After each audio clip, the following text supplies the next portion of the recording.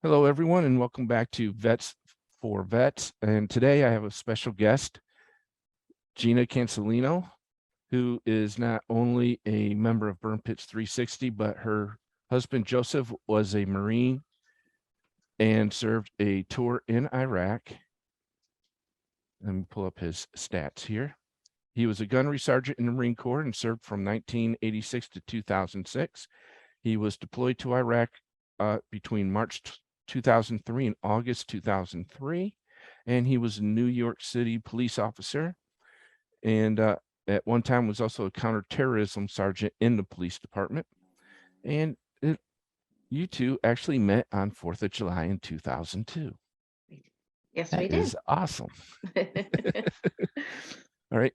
And like I said, Gina is also a member of Burn Pits 360 because her husband was exposed to burn pits while deployed in Iraq and had become ill due to that. And can you describe what illnesses your husband suffered from, and when did you notice he was starting to become sick? So we noticed in July of 2016, he had some testicular swelling, and he sort of wrote it off, because it went away. It came and then it went away, and so he wrote it off as maybe like something to do with the weight of the police belt, or things like that. And since it had gone away and rectified, he didn't. We put it, he put it to the side. He didn't pay attention to it. Um, and then in January of 2017, it came back again. And we knew that we had to go have it looked at. And he went to the doctor, and we found out that he had stage 3C metastatic testicular cancer. And stage 3C is the highest stage that you can get for testicular cancer. It doesn't go to stage 4. So they do stage 1 ABC, stage 2 ABC, stage 3 ABC. His was stage 3C. It had metastasized it was the testicle, the pelvis, the abdomen, the lungs, and the brain by that point. And we also found at that point that he had thyroid cancer, but the thyroid cancer wasn't as aggressive and as metastasized. So they really concentrated on the testicular cancer. And it was the most rare and aggressive form of testicular cancer that you can have. It's called a choriocarcinoma, and that was the majority of his testicular cancer. Is a mixed germ cell cancer. There's usually more than one type of pathology in there. He had a little bit of one, which we eradicated after the first round of chemotherapy, and it never came back in 2.5 years that he was treated for it. The choriocarcinoma is the most rare and aggressive that you can get, and that was the majority of his. And when did you realize his illnesses were caused by burn pits? So I didn't realize until about 6 to 8 months prior to his passing. Something kept telling me that something was off, and that this wasn't just this wasn't just a haphazard. This just happened to us. He was out of the age range for this cancer. It did not run in his family. It's not something anybody that he in the family had. Like I said, it was the most rare that you can get. They say only about 1 to 3% of people contract this pathology. And something wasn't sitting right with me, that it was just a random thing. So I started researching, and the first thing I came across was the contaminated water in Camp Lejeune. And I mentioned that to him. So we went to the VA, and him going through all these treatments and all these things, I forget exactly when. It was either August of 2017 or August of 2018. And we went to the local VA office, and they told us, oh no, he wasn't in Lejeune long enough. The well was closed by then. Your cancer's not on it. It was every excuse. They knew he was in Iraq, but they never bothered to mention, well, maybe it has something to do with that. We know that we're seeing a lot of cases and a lot of issues. Did you ever have, as I've come to find out now, high blood pressure is a red flag. He had high blood pressure.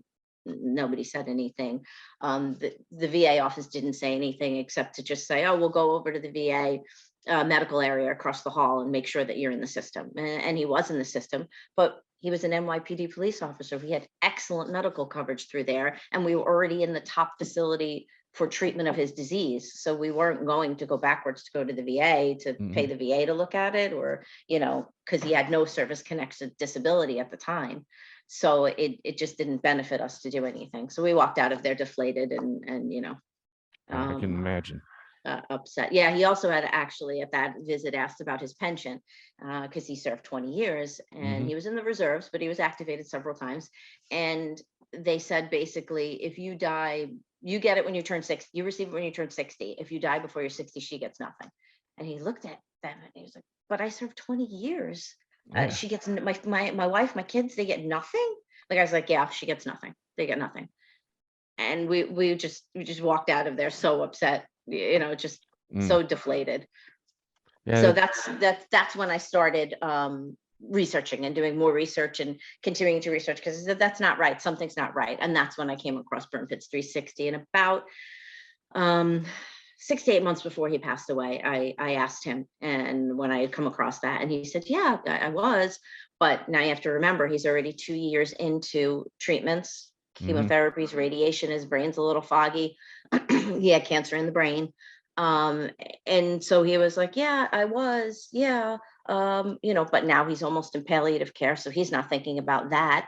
So we said, well, we have to get you on this Burn Pits registry. There's a registry, and he couldn't remember his logins, and we pushed it off until we kept saying until he gets better. And then he passed away that July. And after he passed, I went back to try to get him on that, and they won't let you posthumously put somebody on the Burn Pits, the VA Burn Pits registry.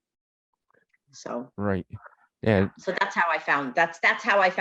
This is how I found out. And then after he passed, I started doing more research and Right. investigating. And why and how did you get involved with advocating for the PACT Act for with Burn Pits 360? So like I said, after he passed, and I kept doing more research, and I realized it could actually get him on the Burn Pits 360 registry. And I reached out to Rosie Torres, and I had some very meaningful and helpful conversations with her. And she gave me more guidance than the VA did about, what steps I could take. And I thankfully had received a pamphlet from the cemetery with some numbers to the VA, and I called the VA office and the woman and asked about the pension, and the woman said, well, that's not entirely true. You have to fill out a couple of forms. I'll mail you those forms and you see what you're entitled to. And then in speaking to Rosie, I came to find out more information and things I was entitled to and things that I could try and things that avenues I needed to go down. And I realized that there are so many people out there, especially survivors like myself. And I prefer the word survivor over widow or widower. I don't know. I just never liked that word. So I will use the word survivor.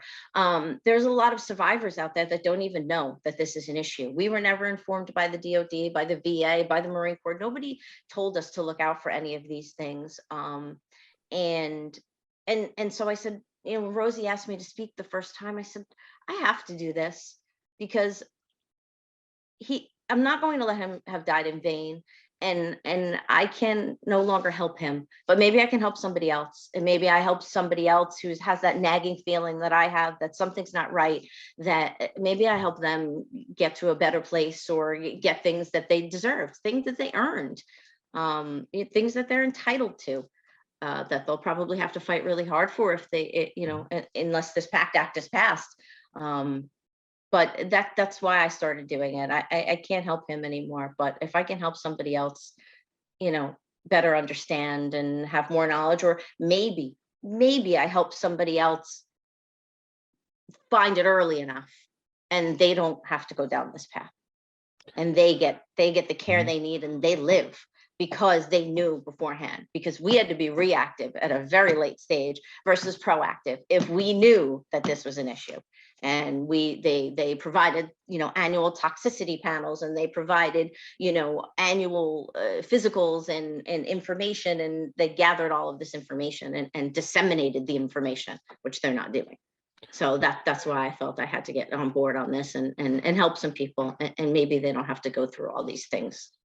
That seems to be the main drive behind most of our members in Burn Pits 360 is we are either recently got our connection, Mhm. or we're terminally ill, so we already know what's going to happen with us, but we can help somebody else. So that is one of the main reasons why I joined Burn Pits 360 as well. And to go further into this, did he receive any assistance from the VA at all? No, so like I said, we were never informed. So we were never informed, and I didn't make the connection to the burn pits until late. So we never reached out to the VA while he was alive. The only reach out we did to the VA was that instance I just told you, when we went there and he basically shunned us and pushed us away.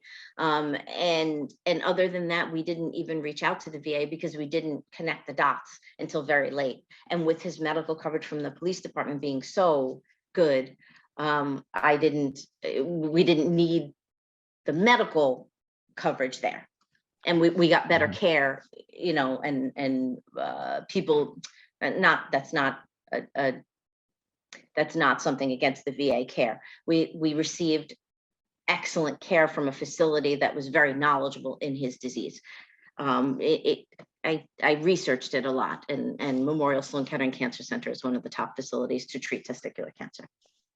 Good, good. And are you and your daughters currently receiving any assistance from the VA? No, no, no. I put in a claim for disability last year for disability survivors benefits, and within about 3 weeks, about 3 weeks of sending in that application, I received my first letter, which basically said, and I sent stacks of information. I worked with Rosie on getting some research data to them. I sent them lab work. I sent them pathology results. I sent them all the information on all of the treatments that he received and the surgeries he had, and things like that.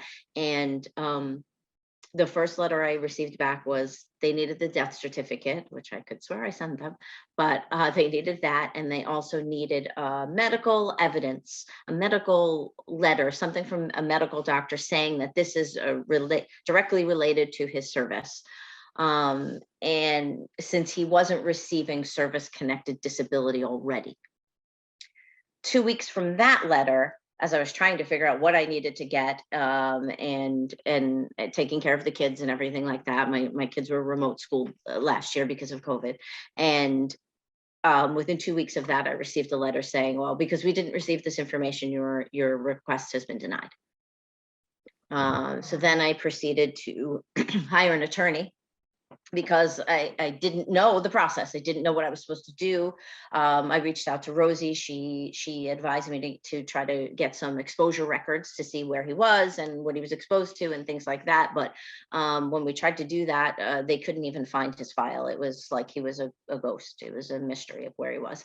And then I hired an attorney, because I just said this process, taking care of 2 kids while grieving and COVID, I can't do this process alone. And I feel that I will get taken advantage of if I try to do it alone, Mm. because there's too much here. So I hired an attorney, and my attorney went through the next steps and sent in information. And then I received another letter with a request for about 16 or 17 different things. And I was thankful at that point that I had hired the attorney and that he was CC'd on it, because there was a lot of things in there that they asked for that, when he sent me his response was, no, you have to get, the VA should be obtaining this, and the VA should be doing this, and the VA should be doing that. And had I been doing it alone, I would have probably been running circles trying to find this information that I didn't even really need to go get. And then I received a letter about a month or two ago from a third-party medical company saying that they were going to be evaluating the case, and that they were going to be using written any information, documents that they had. It's disturbing because they address it to Joe. And it basically says, you don't need to come to this appointment. We're going to use evidence that we already have, but in the future, you may need to show up for an appointment, which I think is just I understand that some of these things are standard letters, but they need to be more mindful of doing things like that. And when I called the company to actually discuss that with them, they were like, no, we have him listed as deceased. Then why are you sending these? That's just a standard letter. Well, you need to adjust this. That's not right. That's Right. it's not an appropriate thing to do to a family. And I received 2 of those. And then just this week, I received a letter from the VA saying that our service connection was denied.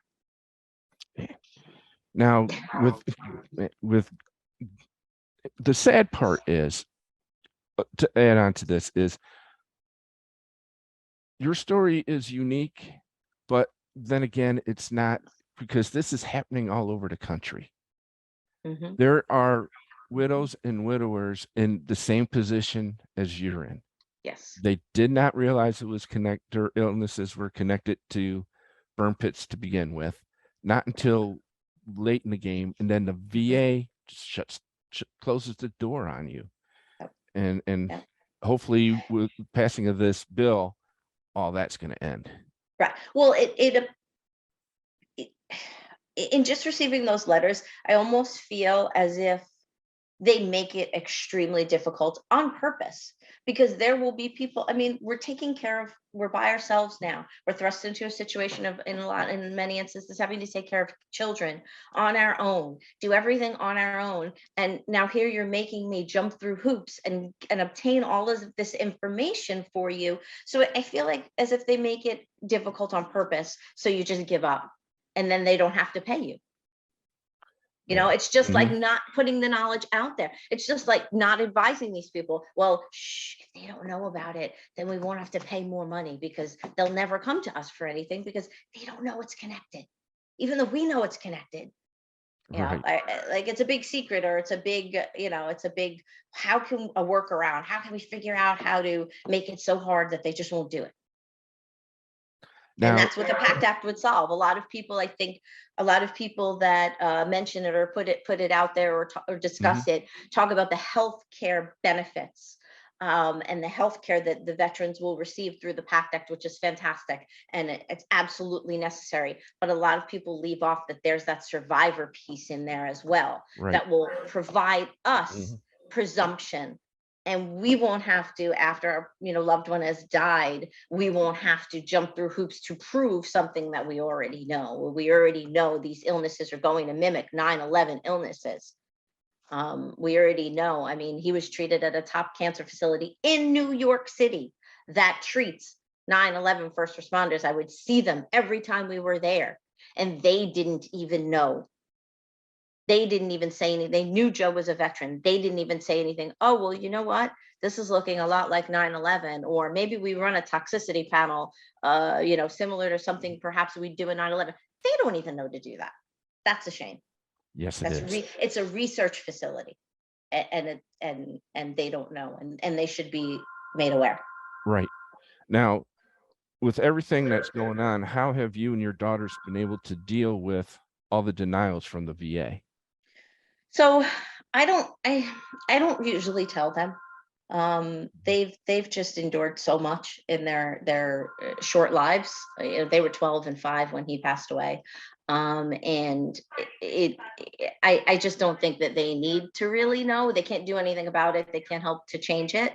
So I just don't really mention it. If they ask me, I'll tell them, but other than that, I don't really mention that piece to them. They advocate with me. They come with me Yes. everywhere. So my little one will get up and speak. She's not shy to say what she wants to say, but other than that, I don't mention the denials to them. I don't want them. My husband loved the Marine Corps. He loved all the opportunities and things that it provided him, and the friendships that he made through it. So I don't want them to feel differently about that. um and he was a proud Marine, and I just don't want them to feel maybe differently about that because of how we're being treated here. Right. And I remember meeting not just you, but your daughters when we went to the Senate hearing on the PACT Act. And yes, your youngest one, she sure does like to speak about her dad. So we'll get her on. We'll get her on another segment here soon. Thank you. I didn't Really even feel tell her I helpful was stuff. doing this because she would have wanted to, be here and talk. Mhm, So she would definitely do that. And it's funny. My older one may not speak, but she, you know, mhm. she misses her dad a lot, and Yes. it's a shame. They were his pride and joy. They were everything to him. I can definitely tell the way that especially the youngest speaks about him. So, Yeah, all right, now yeah. we're gonna start wrapping this up here. So, do you have any advice for spouses of sick veterans or spouses who have lost their veterans? Um, yes, don't quit. Um, as I said before, they make it so hard for us to get what we deserve, what was earned, and I feel they want people to quit, and so they can pay less. So don't give them that satisfaction. Don't um, you know don't give up. And if you can't do it in conjunction with taking care, because I know it's hard to take care of somebody who you love who is sick, and you can't do it in conjunction with, caring for your beloved veteran, go back to it after. Get what you earned, get what was promised, become involved, speak up, even if it hurts. If if you can no longer help your vet, maybe it helps another vet, maybe it helps another family, maybe it helps somebody not get to the point where we're at, maybe they get the care and they survive, maybe through all of this there's research that they're come up with other treatments and alternative cares that make them have longer lives or a better quality of life for the time that they are here. So it's worth it. It's worth it to speak up. It's Mhm. worth it to get your story out there. It's worth it to make sure that, maybe if you tell your story, somebody else says, you know what? They connect the dots, and then they feel better because there's not that nagging feeling inside of you that tells you something is wrong. A lot of times it's right. And if you can quiet that, you can silence that for somebody, and they can feel validated that what they're feeling, what they're thinking, what they're, believing is true, then you've helped people, and there's nothing better than that. Then your loved one didn't die in vain. And as they say, no personnel left behind, and that includes in death. So we don't leave those people Mhm. behind. We honor them, we memorialize them by talking about them, and they don't die in vain if their story can help somebody else. And that's why I Absolutely. do it. That's why I do it. It helps me remember him, helps me make sure he didn't die in vain, that maybe his death helps someone else. Right. And I want to thank you for your commitment to this Sure. because your story is definitely helping a lot of people. And it's definitely going to help get this bill passed to help other veterans. And Gina, I want to thank you for coming on to the show today and speaking about this. And hopefully we see each other again in DC here real soon. Hopefully we do. Thank you for having me. And you are doing amazing work, Tim. And everything that you're doing is helping a lot of people. You should be proud. I'm proud. I'm proud to stand next to you and advocate with you. So I look forward to seeing you real soon. All right, Gina, thank you very All right. much. Bye bye, Tim. Take Bye. care. You too.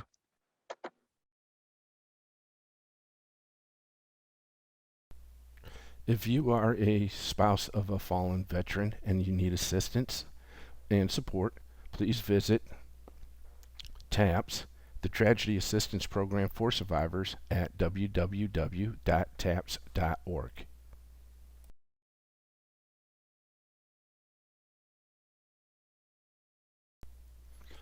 To learn more about burn pits, please visit www.burnpits360.org.